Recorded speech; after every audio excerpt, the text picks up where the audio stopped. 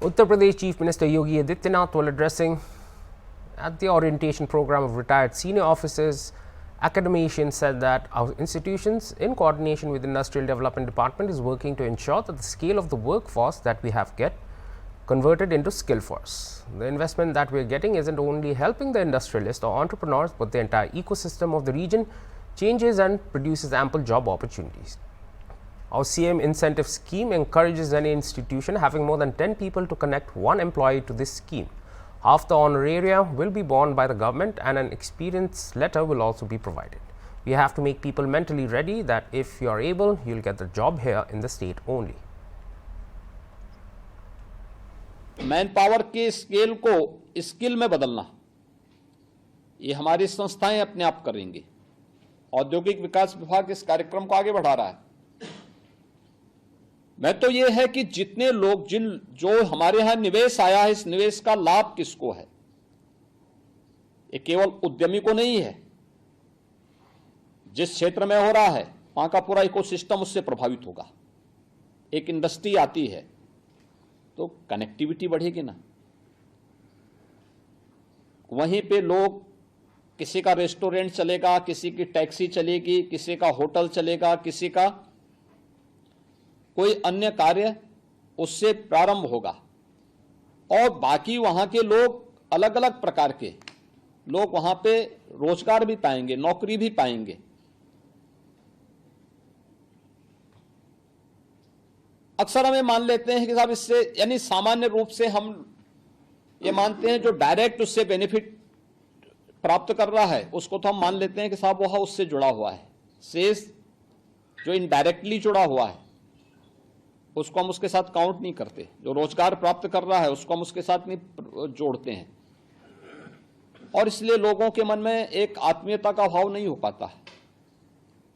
सरकार की नीतियां केवल टेक्निकल बैकग्राउंड के लिए ही नहीं है, बल्कि उन लोगों के लिए भी है जो सामान्य मानविकी विषयों को लेकर के भी डिग्री प्राप्त कर रहे हैं।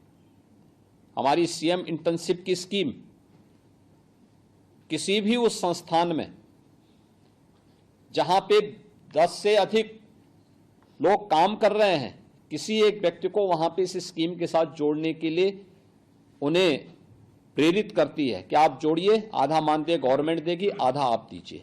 एक निश्चित समय के बाद उसके पास एक एक्सपीरियंस सर्टिफिकेट होगा, फिर वह जाएगा कहीं भी इस योजना का लाभ लेगा।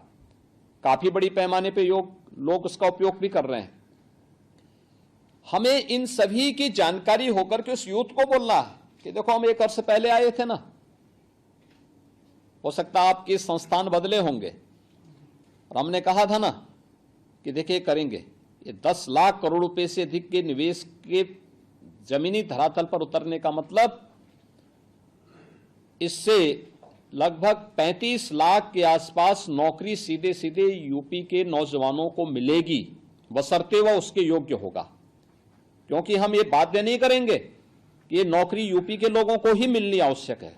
अगर वह उसके योग्य नहीं है तो मत दीजिए, लेकिन अगर योग्य है तो वह नौकरी अवश्य प्राप्त करेगा। देखिए, मुझे याद है जब आज से कुछ वर्ष पहले मैं नोएडा गया था, वहां के कुछ लोगों ने मेरे सामने इस बात को रखा कि साहब जमीन हमारी है लेकिन नौकरी हमें नहीं मिलती है, क्या यह नहीं हो सकता है कि यहां पे कुछ नौकरियां हमारे लिए रिजर्व कर ली जाएं?